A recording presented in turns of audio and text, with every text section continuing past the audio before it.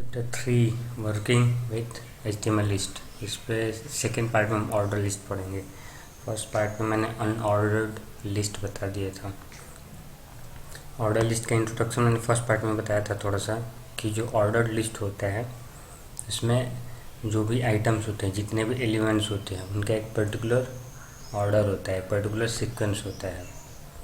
Order list start करने के लिए ओल टैग यूज किया जाता है और एंडिंग होती है स्लैश ओल से। जैसे कि आपको पता है कंटेनर टैग में होता है, ओपनिंग में कुछ स्लैश नहीं लगता है और क्लोजिंग टैग में स्लैश लगता है।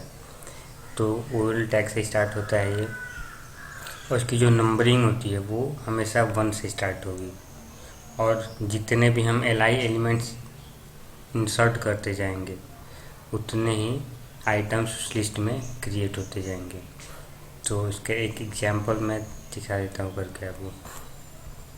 सबसे पहले तो ये HTML का जो बेसिक फॉर्मेट होता है HTML, देन हेड के अंदर टाइटल टैग और फिर बॉडी, और बॉडी टैग के अंदर जो भी हमें लिखना होता है वो लिखेंगे, यानी कि जो भी हम व्यू पोर्ट में दिखाना है। तो हम एक बनाते हैं लिस्ट माई सिटीज़ का, जैसा कि मैंने लास्ट होमवर्क में भी दिया था। तो उसी का हम ऑर्डर लिस्ट बनाएंगे। तो माई सिटीज़ का हम एक ऑर्डर लिस्ट बनाते हैं।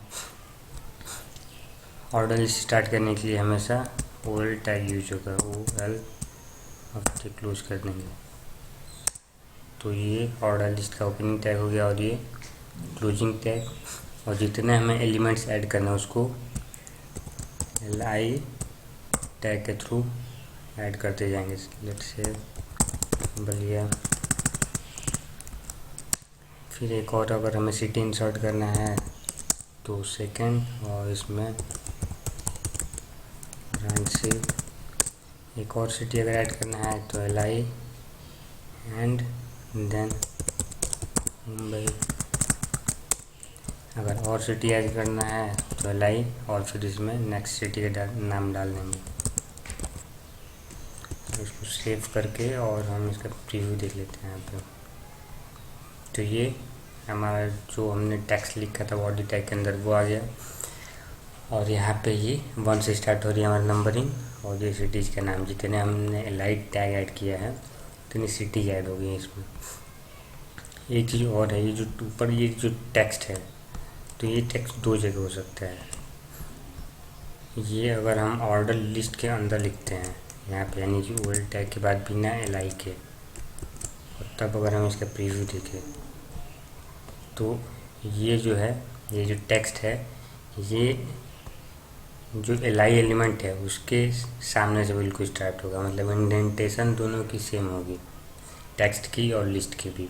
लेकिन अगर ये यहाँ से स्टार्ट नहीं हो रहा है, इसका मतलब ये है कि ये जो टेक्स्ट है ये हमारा ओल्ड टैग के बाहर यानी कि ऊपर है। तो आप इसको नॉर्मली सिंपली भी लिख सकते हैं, या फिर इसको किसी पैराग्राफ टैग के अंदर लिख सकते हैं, और यहाँ पे क्लोजिंग टैग लगा देंगे। फिर अब इसको देख लीजिए, आउटपुट में कोई डिफरेंस नहीं है। अगर पैराग्राफ लगाते हैं तब भी वहीं से आएगा, और पैराग्राफ नहीं लगाते तब भी। लेकिन अगर हम इस टेक्स्ट को ओल्ड टैग के अंदर लिखते हैं तब तो यहाँ से स्टार्ट होगा, और ओल्ड टैग के बाहर लिखते हैं तब यहाँ पे गैप रहेगा, एक लाइन का स्पेस रहता है, और ये टेक्स्ट बिल्कुल यहाँ कॉर्नर से स्टार्ट होगा।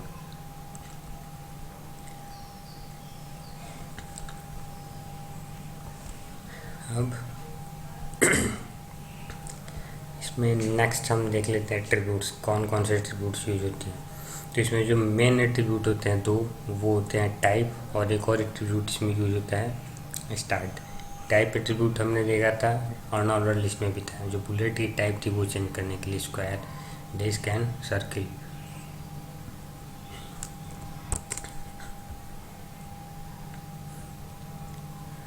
तो इसमें टाइप एट्रीब्यूट में हम देखेंगे, इसमें 5 टाइप यूज होते हैं। सबसे पहला तो ये 1, ये तब यूज करते हैं जब हमें न्यूमेरिकल्स यानी कि नंबर्स यूज करने हो, नेचुरल नंबर से स्टार्ट होगा 1 से।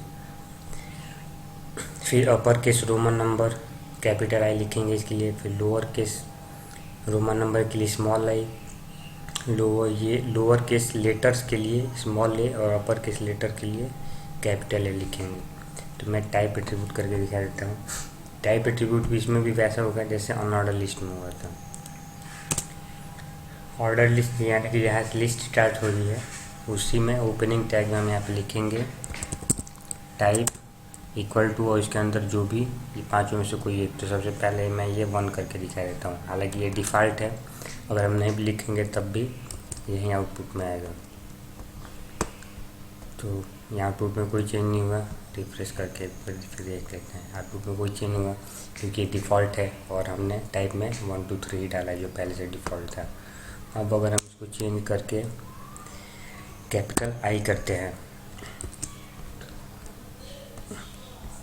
तो ये चेंज होके रोमन नंबर में कन्वर्ट हो जाएगा, कैपिटल रोमन नंबर। फिर अगर हम इसको स्मॉल आई करते हैं तो ये स्मॉल लेटर रोमन नंबर्स में कन्वर्ट हो जाएगा। और जो नेक्स्ट है वो है स्मॉल ए यानी कि लेटर्स, तो ये ABC से ऐसे स्टार्ट होगा जैसे आपके क्वेश्चन में आता है। क्वेश्चन में आता मतलब बुक के क्वेश्चन जो है जैसे स्टार्ट होते हैं। और फिर अगर हम कैपिटल ए करते हैं तो यहाँ पे ये जो है कैपिटल ABCD से स्टार्ट होगा। जितने हम एलिमेंट्स में ऐड करते जाएंगे वैसे यहाँ पे अगर एक हम यहाँ पे इंसर्ट करते हैं तो यहाँ पे ई हो जाएगा। जैसे हम एक और ऐड कर ही लेते हैं यहाँ पे लाई, और इसमें लेट से हम डाल लेते हैं बात।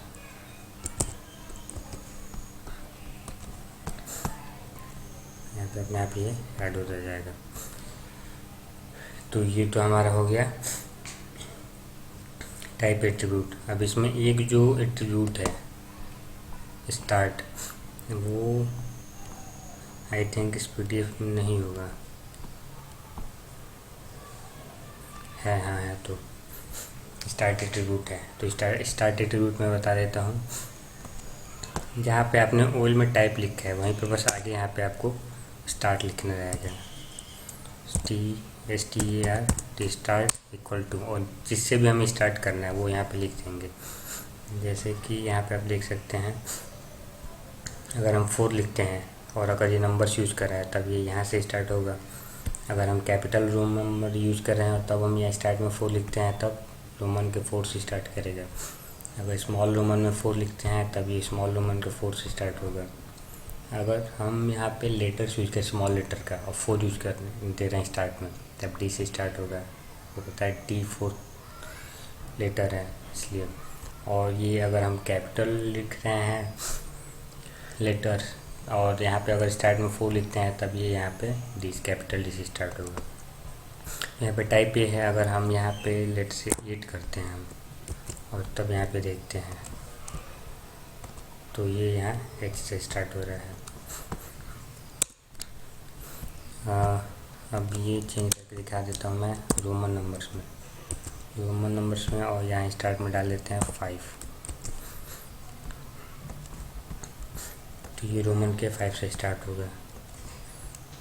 सिमिलरली अगर हम नंबर्स अगर हम ये मैं हटा देता हूँ क्योंकि बाई डिफ़ॉल्ट नंबर ही होता है, और अगर हम यहाँ पे 100 से स्टार्ट करते हैं तो ये जो स्टार्ट होगा 100 से स्टार्ट होगा।